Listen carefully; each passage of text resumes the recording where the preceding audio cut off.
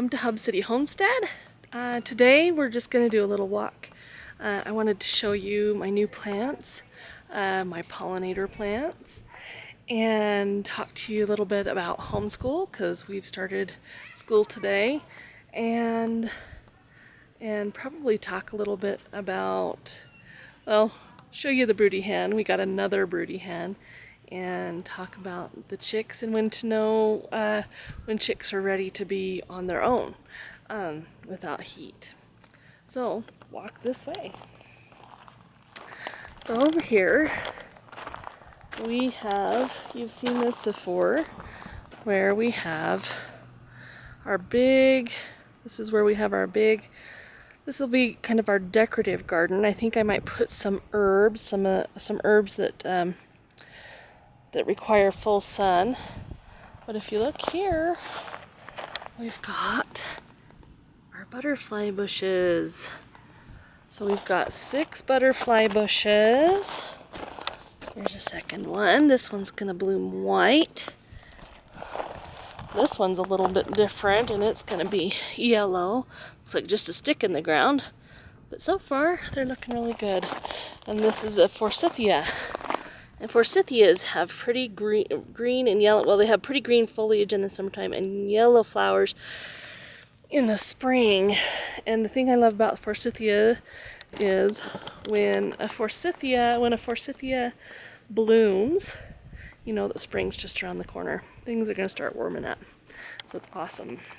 We love the forsythia. And I love the butterfly bushes. We need more pollinators in our garden. And so that's why we planted them. Now I'll take you over to our broody hen. Hi, Mark. So here is our broody mama. Her name is Zipper. We have seen Zipper a lot. She is Sammy's pet chicken.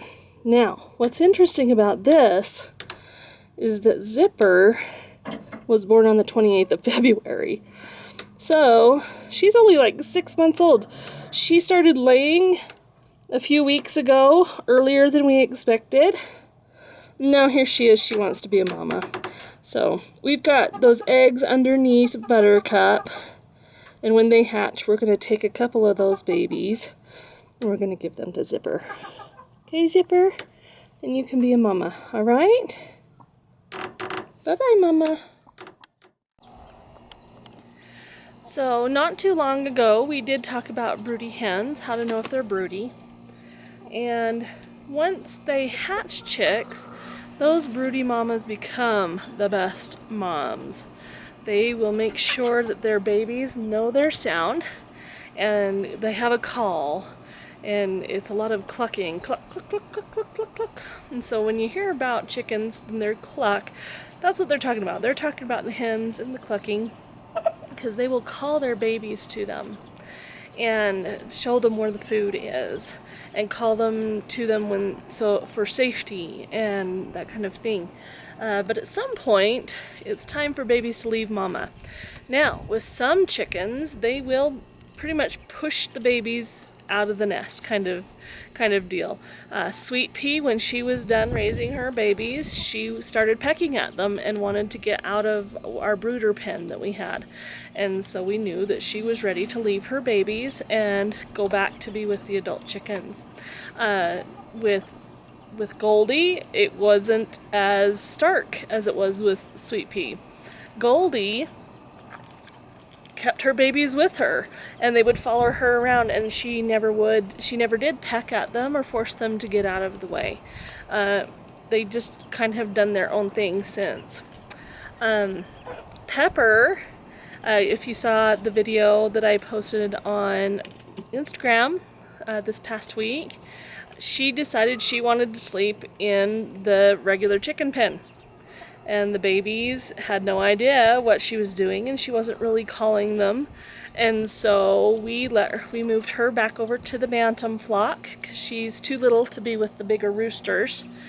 And we left her we've left her chicks here in the brooder pen, and then we moved the chicks that we had inside out to the brooder pen to be with the other chicks. And so they all stay warm. So that's kind of where you get an idea of when mama's done with the chicks. Now, if you're raising chicks in a brooder, then you're gonna want them in a brooder with heat for 2 to 3 weeks, depending on your temperatures at night.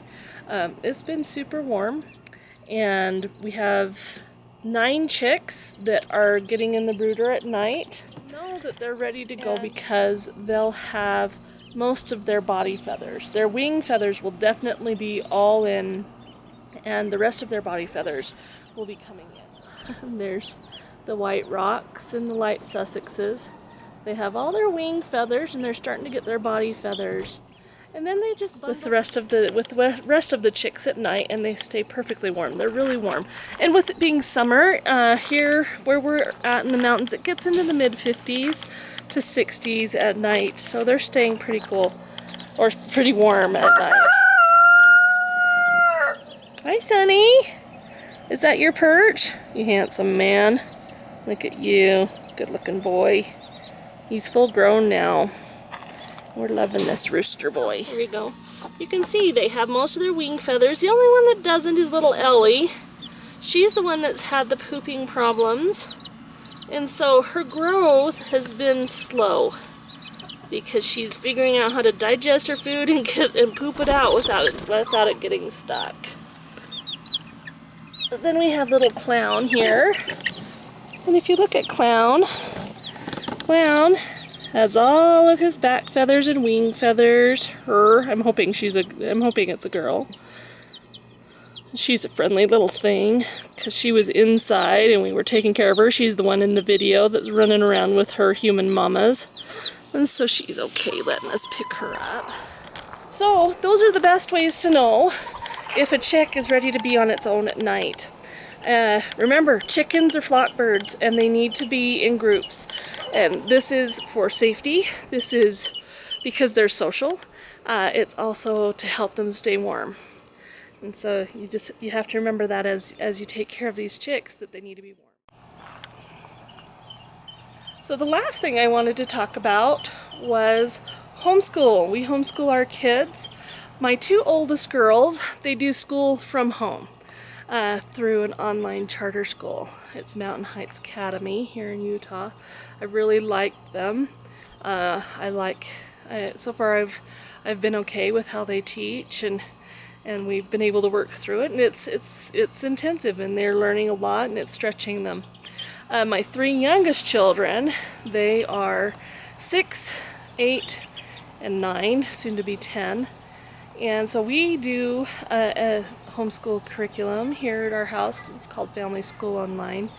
And so we've gotten started with that. This morning it was geology and science, and it was fun.